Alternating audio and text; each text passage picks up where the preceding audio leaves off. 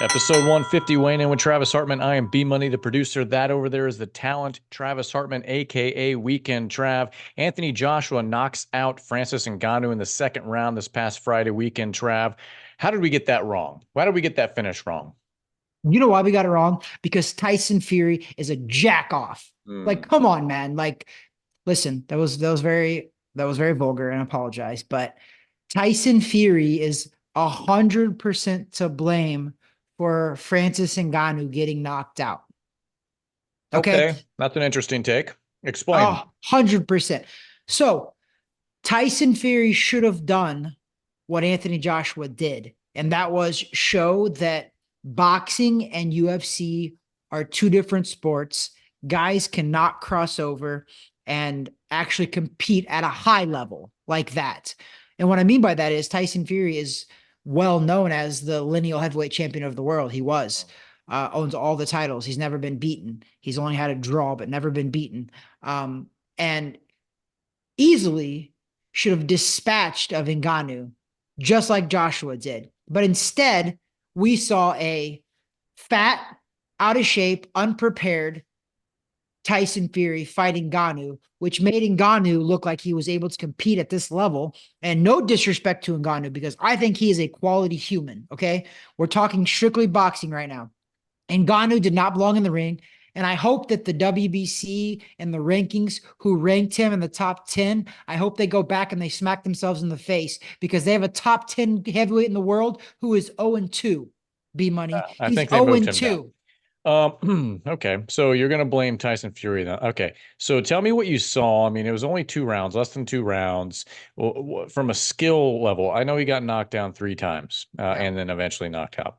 Other than that, did he look like just a pure novice in there? Did he look okay? Because he looked okay. I get it that when he fought Tyson Fury came out of shape, wasn't prepared. But it's not that Francis Ngannou necessarily looked bad against him, just kind of the way he was in the ring per se. Mhm. Did you see the same thing this time around against Anthony Joshua? Was at least footwork, ring work okay?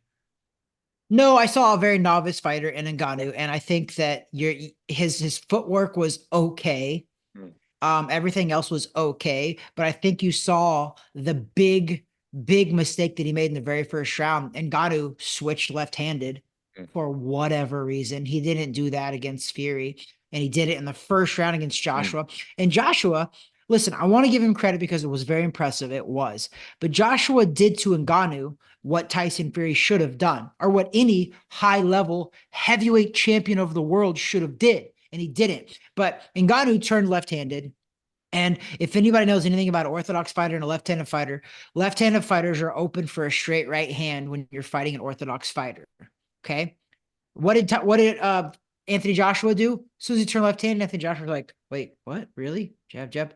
Big, Yeah. big right hand. I was impressed. I got up. Irina was here watching with my wife, and I jumped up and I was like, whoa. I was like, I'm not really used to seeing that out of Anthony Joshua. So that Yeah. was impressive. But I'm thinking, was it impressive, or was Tyson Fury just 100% underwhelming? Well, let's pull Tyson Fury out of this. Let me ask you, let me pose the question this way. Were you more impressed with Anthony Joshua in the ring or unimpressed with Francis Ngannou in the ring?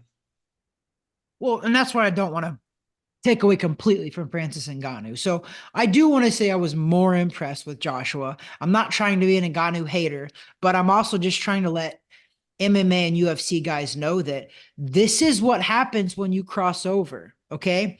These are high level guys. Jake Paul, who is a novice pro, was knocking out UFC guys. So a heavyweight champion of the world and a gold medalist, I believe, in the Olympics, Anthony Joshua, he knows how to fight, and he made Ngannou look very Well, average that's why, like, because I don't care about the crossing over thing. I'm not one of these that's coming out with pitchforks and torches and say, stay in your lane sort of thing. If they yeah, want to cross over, that's fine, but they need to cross over and, it's shame on us in the marketing. Of yeah, course, they're going to do this fight. Anthony yeah. Joshua and Francis Ngannou, they both made a boatload of money. So it's kind of hard to hate on that. But for the crossover appeal, it's cool. cross over, come on over. Yeah. But you got to kind of fight to your level on the Yeah. boxing realm, just like vice versa. And that's why you never see a boxer go into a UFC cage, because why would they? They don't have the other disciplines. It makes no sense. They don't have any sort of grappling training. They don't have any sort of jiu-jitsu training. They don't have any of these things other than typical pugilistic style. So I hate the argument who you hear, all the MMA guys say, well, come on over to our side. Why? There's no money and they don't have the disciplines. Now, when an MMA fighter, I don't want to say it's just UFC, when it's MMA fighters come over to the boxing purist realm, they're not as sharp specifically to the pugilism because they have all the other well-rounded stuff that they can't pull out those arrows out of their quiver to use. So of course you're going to get Francis Ngannou, who is a dangerous bad man. He is. Okay. 272 pounds of a And solid tank. and let's be fair. If he landed a very, very clean shot, if Anthony Joshua did this and he allowed him to hit him, he would have gone night night too. But that's not the case because he's going against somebody who I've been super critical of, Anthony Joshua. And we saw the end result. Now I think I'm impressed, but I'm hesitant.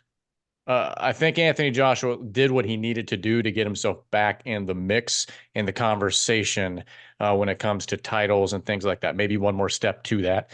But is it a situation where Anthony Joshua just plays to the competition? Because when he fought Usyk, we saw what he did, and he was a mental Yeah. case. Yeah. And who Yeah. knows? Maybe one day he'll step toe to toe with Tyson Fury one of these days. But I just don't know, we can Trav. I just don't know. I don't know what to really make of this, other than the fact that two gentlemen in there, and they are gentlemen, got paid handsomely, and we, as the fans, were the ones that were caught with our pants down on this one. We There you should have go. known better. We should There have you go. known better. Yep. Then there you go. And that's why I'm probably so upset with Tyson Fury, because I like to think that, so we predicted that Joshua would win, but I also predicted that nobody could knock out Ngannou. And Mm, that's why I held Tyson Fury at a very high regard. And I mm. thought rightfully so. But our UK correspondent Dave Schroeder does not hold Tyson Fury to a high regard, does not rank Tyson Fury up there, doesn't even think Tyson Fury is a top 3 heavyweight. I still disagree with Dave Schroeder, but we'll see, because Tyson Fury is getting ready to fight Usyk. And the reason I say that again is because I think you're right. I don't know that we got to give Anthony Joshua that high level credit right now, because he did lose to Usyk twice. Okay. He did. Now he's beating up on competition that he's supposed to beat. So I don't want to dog him for that, because he's doing what he should do, which is on the positive track for him. But I'm not going to immediately jump up there and be like, listen, Anthony Joshua beats Tyson Fury, because I'm going to hold firm to my beliefs. And I thought a long time ago that if Anthony Joshua, Tyson Fury fought, I thought Tyson Fury beats him. Dave Schroeder disagrees, and we're about to find out if I'm right or wrong, because I'm picking Tyson Fury to beat Usyk in May, and Schroeder is 100% against that. So we're about to find out if Weekend Trav knows what he's talking about when it comes to boxing and Tyson Fury, because it's about to be exposed for the good or the bad. But Anthony Joshua, Francis Ngannou. Anthony Joshua had a devastating knockout of Francis Ngannou. It wasn't that he beat Ngannou, it was how he beat Ngannou that was so impressive. And I do give him credit for that. But he just righted some wrongs. He made Ngannou and the MMA guys understand that boxers only train one martial art, and that's boxing. That's why we're really good at it. Ngannou trains in multiple different martial arts, mixed martial arts. You cannot come into the boxing world at this level and think that you are going to beat a guy who's been doing it his whole life. And I think we saw that it wasn't even close. Ngannou got starched, and good for him, because he made, I believe, was guaranteed $45 million together for the Tyson Fury Anthony Joshua fight. He made $45 million BMoney, and Dana White and the UFC used to pay him $600,000 a fight. And that's when he was a Good on champ, you. by the way. That's when Exactly. he peaked at that in the UFC and the MMA. I mean, listen, I've never been one of these guys that is like, this sport versus that sport, this combat sport versus that combat sport. I think there's They're plenty different. plenty to go around, but everyone that clamors to that side, How do you defend that? How do you defend the fact that they don't pay these guys? I mean, it's $1 billion company, the conglomerate that owns the UFC. I mean, they got to pay these guys better. The amount of marketing revenue that flows through these events is insanity, and they barely pay these guys. The top tier guys, Francis Ngannou, when he was champ, top tier, making 600K for the fight. And by the time you divvy that up with Taxman, your training camp, all that stuff, was it really worth it? And he waltzes into a boxing ring because of his name with Tyson Fury and walks away multi-millions of dollars. Okay. And then I this one believe it as was well. 25 mil for And Tyson then Fury. another 20. And yes, same principle, taxes, et cetera, et cetera. But you're still Yeah, yeah, walking away very handsomely done. I mean, and listen, kudos to you. If he sticks with it, keeps training, cool. Keep doing it, work yourself up the ranks. And his name alone, he'll get nice paychecks. Maybe not 20 mil, but he'll get nice paychecks as long as he starts building it up like a tradition in a traditional sense. He can do it. He's just a little older, so we got to keep that in mind. But back to Anthony Joshua when it comes to throwing him in now with Tyson Fury and Usyk. First of all, and this is a different topic for a different day. I may push you back, and we might have a bet on the Usyk and Tyson Fury fight coming up. Number one, it's got to happen. But number two, I think I'm on the other side of that ledger right now.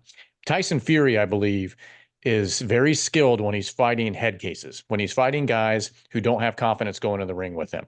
And what I mean by that, Deontay Wilder. Yeah, yeah, every time he fought Deontay Wilder, you could see it in Deontay Wilder's eyes, like, oh my gosh, if this goes the same result again, you could just tell he's mentally cracking in the ring with Tyson Fury. And this is ironic because Tyson Fury has a history of his own mental issues as well. yep, And yep, then you get him untrained, not ready for Francis Ngannou, and you saw the result of that, which is very, very dangerous decision, very close on yep, that result, yep, yep. because he wasn't trained. He was out of shape. He was fat. He wasn't ready for this thing. And you know, showman that he is and marketer that he will go to his grave saying, no, no, no, no, no. I was, and good because he propped Francis Ngannou up for this next fight, made him Yep. rich. Good for Yep. him. Good There for you him. go. There you go. And Ngannou better Tyson, be thanking yeah, God for Tyson Fury. yeah. But also Tyson Fury, he does it for himself too, because he's a name.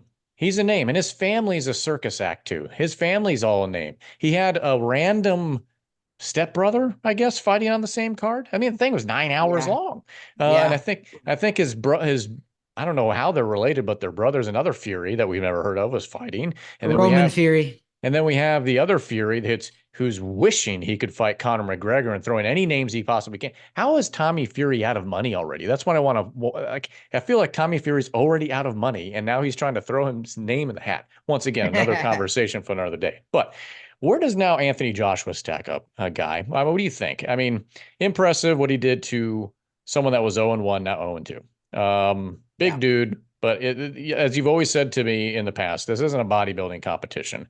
This is boxing. And so when you look at the two, you know, Adonises that were fighting each other on Friday, and the one Adonis beats the other guy, what do we really take from that now? I mean, I've been critical of Anthony Joshua. I don't know if he's top three. Maybe he is top five. But I think after I think I was I think I texted you and I said, I eat my words, this is what he needed. He's kind of back in the mix. But the more time I've had to think about this weekend, Trav, I don't know if I agree with that. It's more and more unimpressive what he did on Friday. Unimpressive. He should have, Unimpressive. he should have done what he did. That's the Yeah. way it should have been. He Yep. should have beat him that way. He Listen, should have. I'm not disagreeing. And I think that here's the deal. He's not in a good position right now, too, just because of the knockout, because Tyson Fury versus Usyk 1 is May 18th. There is a rematch clause in place. No matter what, either guy can initiate it. So if they fight once, whatever happens, they can fight again. That means that Tyson Fury is tied up for the rest of 2024. Yeah. Yeah. And they're Easily. and both titles are with Usyk has all three of the titles. Tyson Fury has one title. So all of the heavyweight championship belts are tied up for all of 2024. So With the where did that way leave Joshua? with the way Tyson Fury fights, it's tied up for 3 years. I mean, this is the way it's Yeah, going. that's why you got to kind of like Joshua a little bit right now, because I believe he's had like 5 fights in like Yeah. 18 months, He's which been is, busy. but when you fight lesser opponents, you can do that. He was knocking out some of these guys early, so he's taking less stress on the body, which is very smart. I'll give Joshua this. Eddie Hearn has marketed him pretty brilliantly. Mm-hmm. And Eddie Hearn knows that that's his cash cow, and it's been his cash cow. Yep. Anthony Joshua is very good marketing. He's a very commercial guy, Yep. big muscles, good looking, pretty charismatic, and he's pretty good. I'm not saying he's Yeah. not. He beat freaking Klitschko, so he's pretty good. Not saying Right. he's not. But can he beat the Usyks and the Furies? Well, no, he can't beat the Usyks because he tried twice. He also lost to Andy Ruiz once, and then had a lackluster thing. You know what he needs to do?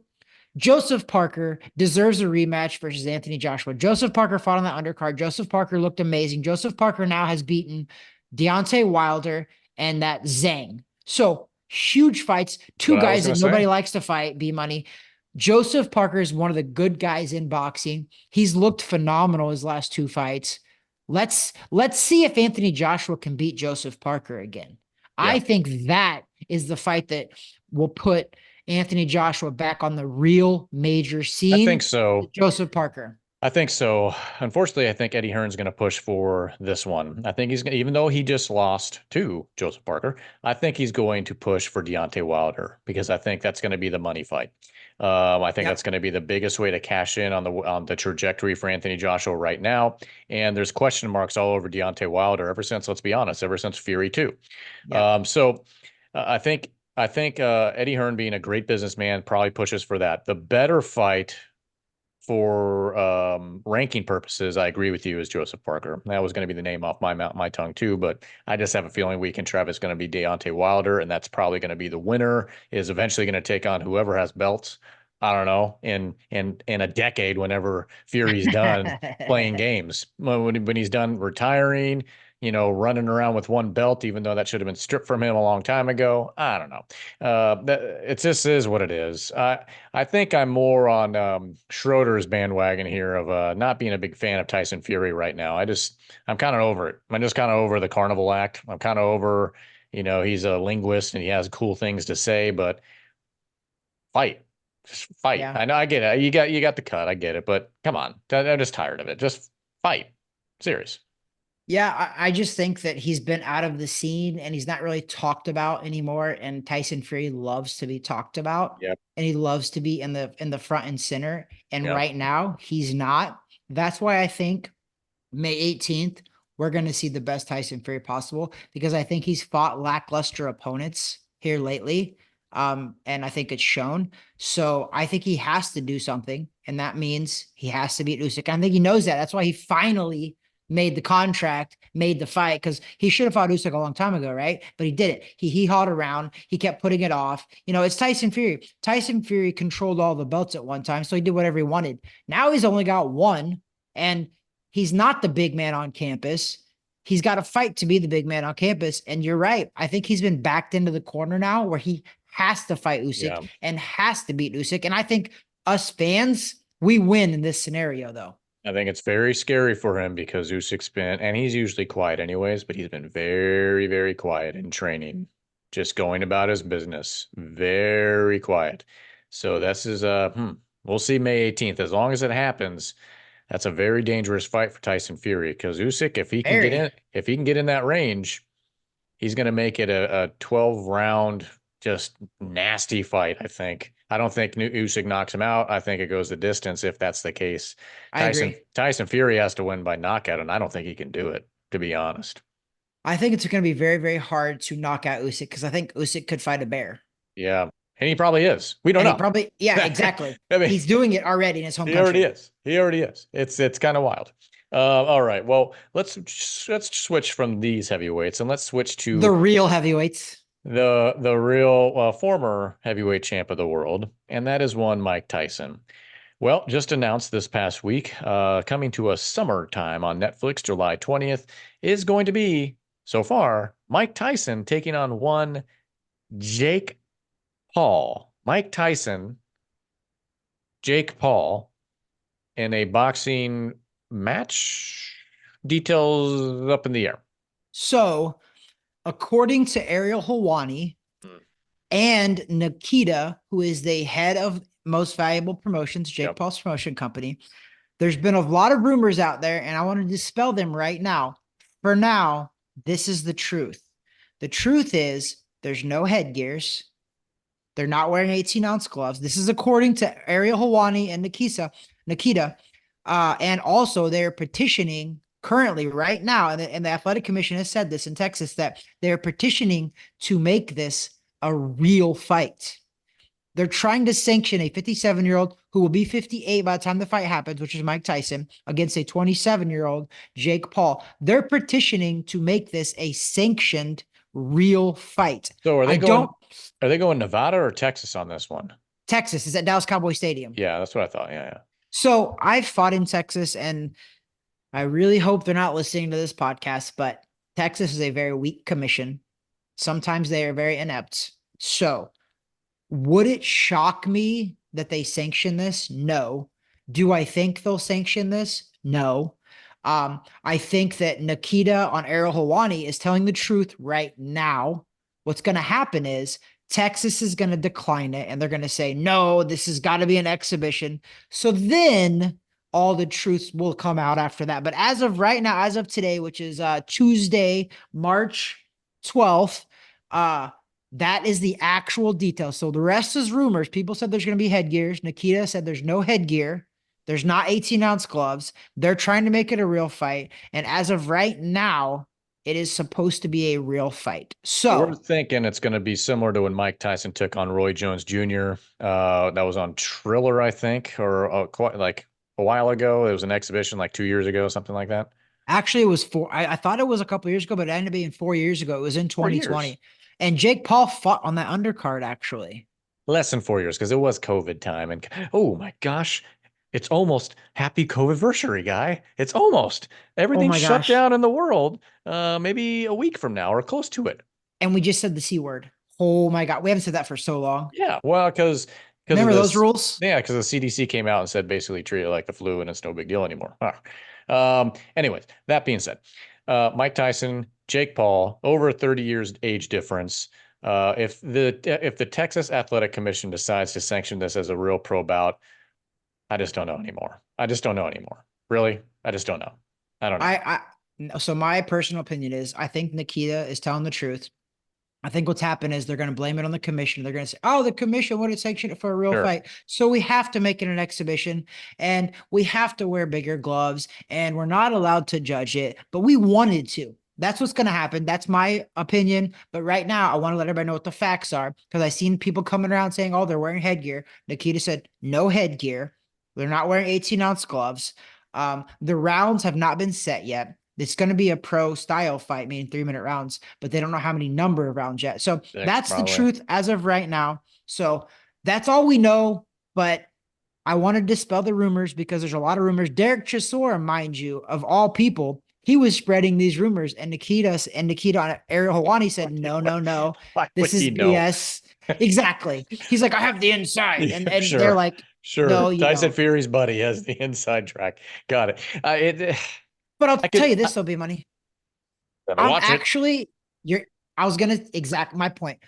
I am weirdly interested and invested in this. I actually think it's kind of cool. I have a little bit of I want to see Mike Tyson fight, just like I think half of the world does. Well, here, and I don't think Jake Paul is gonna hurt him like Larry Holmes did Muhammad Ali when he was kind of past his prime. Right. I don't think that's gonna happen, and that's why I'm okay with it, and I want to see it because I'm holding out for that small glimmer that Mike Tyson snaps and breaks Jake Paul's jaw in that ring. And then the whole world is going to be like, we love you, Mike. We've always loved you. Thank you for doing what you did. Well, he's 58, 57. Yeah. I get it. I think he had a little spill or something like that in recent training this past week, or he got dehydrated or something like that. So I don't know. 4 years ago, he looked sharper than we thought he was going to look against Roy Jones Jr. But 4 years in the age of 50 plus is a big difference than 4 years if you're in your 30s, right? So who knows? Agreed.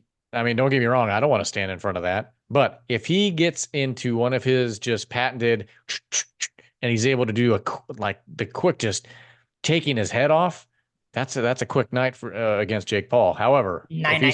if he doesn't get that in the first round, he's going to start sucking wind, I think. Jake I Paul just needs thought to survive. I thought that for Roy Jones and him too, but Tyson ended up impressing. He But actually held back against Roy Jones Jr. out of respect, I think. I know, and Roy actually had a pro fight like a couple years before they did their exhibition, and Roy was younger. But regardless of all that, I'm a big fan of Mike Tyson. Absolutely.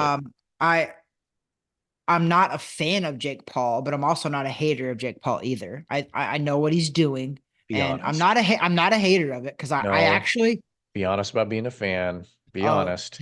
You're a fan of Jake Paul now. Be listen, honest. I have always said it, and I respect what he does because he respects the sport Sure. enough to train his butt off. And that's what I've always said. You can go back on our podcast, and I have. I'm not a hater of the guy because I think that he takes it as serious as he can. Sure. This is new age. His promotion is not likable. He doesn't promote like people like. He's not a Mike Tyson. He's not a Roy Jones Jr. He's not a Oscar De La Hoya. I get that. It's different, but I do know what he's doing. I think that he trains hard Yep. and he's doing what he's doing. I don't have to like it. I'm not a hater, but I know what he's doing and I actually respect the hustle, man. And people need to get that in their heads. Jake Paul is what you want to say he is, but he's got enough clout that he could call a legend like Mike Tyson, who doesn't need the money, be money, to come out and do this exhibition or whatever it is. That takes a lot of clout. That takes a lot of courage because no matter what, it's still Mike Tyson at 57 or 58. Doesn't matter. So Mm, Jake Paul's doing something right, bro, because he got Mike Tyson to come out and fight him. Not anybody could do that. no, All of us no. can call him out all he wants, but he actually made it happen. So he's getting my respect for that. Is this a real fight? I don't think so. Do I respect it on the real scene of boxing? No. This is entertainment. This is a little bit of I don't know. This is like our little dessert. It's our fast food, junk food dessert that we know we shouldn't have, but we want it. You know what I mean? Like we shouldn't I be. feel personally attacked there with that, just because I show up eating Taco Bell and stuff a lot of times when we record. I don't like this. But you're right. I think the key word you said there was entertainment. This is entertainment. There will be entertainment value to it. It's on Netflix. The details, as far as I'm aware, Netflix is if you pay for the service, you got what's on there. That is So confirmed. It is not pay-per-view. If you are yeah, a subscriber, you get it. interesting. So Netflix is going to be shelling out some money for this sucker, and once again, Jake Paul shows off his marketing genius here and brings Mike Tyson along for the ride too to get him a nice payday. More than likely, those details have yet to surface, but we shall see. So that's coming July 20th, and stay tuned to weighing in with Travis Hartman as the details unfold as to what kind of a fight we're going to be looking at. Will it be a 6-round exhibition? Will it be a true match? We shall see. Listen, way back when there was one Rocky Balboa that was attempting to get his license back, and I think he was in his 50s going against Antonio Tarver Jr. I don't think that was his name in the movie, but they ended up settling on an exhibition fight as well. Yeah, you're right. Oh, that was a movie. So weekend Trav, that is that. I mean, unless you got something else to talk about, episode 150. There's one name we haven't said, and we're not going to say it because he's gotten enough press over the last couple of weeks. So don't even put that name in your mouth. It starts with a G. Last name starts with a G. Don't do it.